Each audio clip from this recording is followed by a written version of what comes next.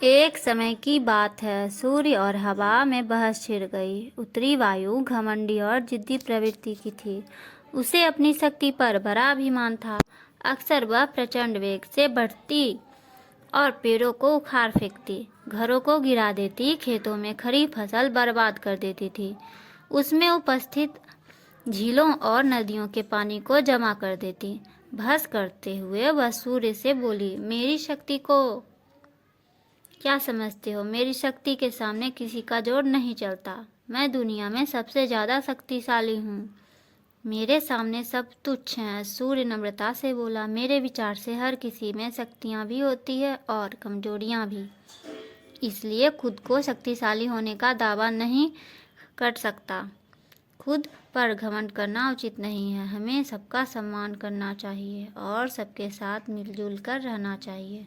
उत्तरी हवा तुनक कर बोली, मैं तुम्हारी बात नहीं मानती। मैं सबसे ज़्यादा शक्तिशाली हूँ और ये मैं साबित करके दिखाऊंगी। ऐसी बात है तो अपनी ताकत साबित करने के लिए तैयार हो जाओ। नीचे देखो, धरती पर एक व्यक्ति दुशाला ओढ़े पैदल जा रहा था। तुम उसकी दुशाला उसके शरीर से हटा दो। मैं मान जाऊंगा कि तुम सबसे ज़्यादा शक्तिशाली हो। सूर्य उत्तरी हवा को चुनौती देते हुए बोला, इसमें कौन सी बड़ी बात है?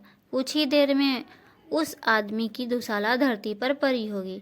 यह कहकर उत्तरी हवा अपने प्रचंड रूप में आ गई। धरती पर धूल भरी आंधी चलने लगी, पेड़ पौधे लहराने लगे, सूखे पत्ते व अन्य सामान उड़ने लगे, मौसम ठंडा होने लगा। पैदल जा रहे व्यक्ति की दुशाला भी हवा के वेग के कारण उसने उड़ने लगी, लेकिन उसे पकड़ लिया और अपने शरीर से कसकर लपेट लिया। उत्तरी हवा ने अपनी प्रचंडता और बढ़ाई, लेकिन उसके साथ ठंड भी बढ़ गई। व्यक्ति ने अपनी दुशाला और कसकर लपेट ली। बहुत प्रयासों के बाद भी उत्तरी हवा उसके शरीर से दुशाला हटा नहीं पाई।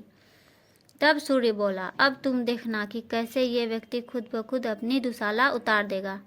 सूर्य ने अपना ताप बढ़ाया शुरू किया और तापमान बढ़ते ही धरती पर जा रहे व्यक्ति को गर्मी लगने लगी। वह पसीना पसीना हो गया। उसने खुद को अपना दुशाला उतार दिया। यह देखकर उत्तरी हवा बहुत शर्मिंदा हुई। अपने घमंड के कारण उसे सूर्य के सामने नीचा दिखना पड़ा। उस दिन के बाद से उसने अपनी शक्ति का कभी घमंड नहीं किया।